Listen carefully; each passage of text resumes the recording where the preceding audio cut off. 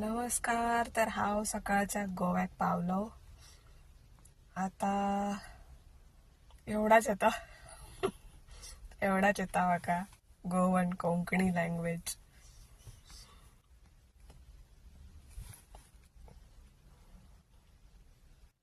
आता हांव बँकेत वचपाक जातलो.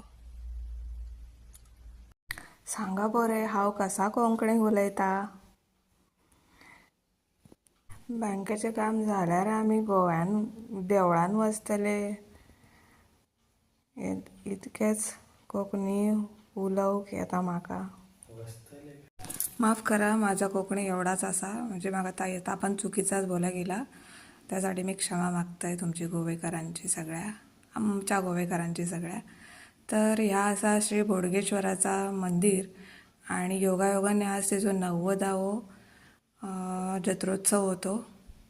आणि ह्या माझ्या अहोंचा श्रद्धास्थान असा. जेव्हा जेव्हा आम्ही येतो घराकडे तेव्हा ह्या मंदिरात नक्कीच भेट देतो.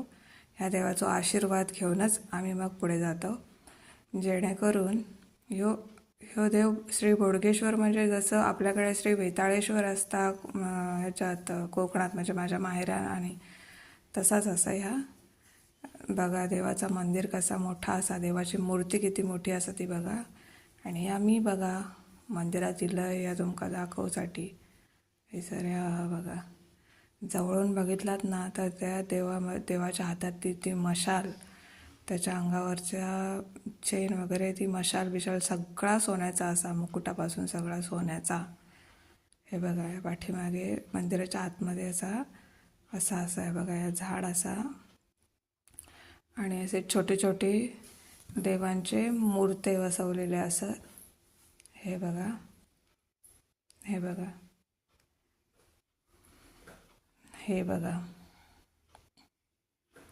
आणि हे त्या देवाचे चपला, पादुका काय म्हणशाल ते, जसे आपल्या वेताळेश्वराचे असत तसे राखणदार म्हटलं जातं या देवाक. त्याचा आशीर्वाद घेऊन आम्ही पुढे गेलो.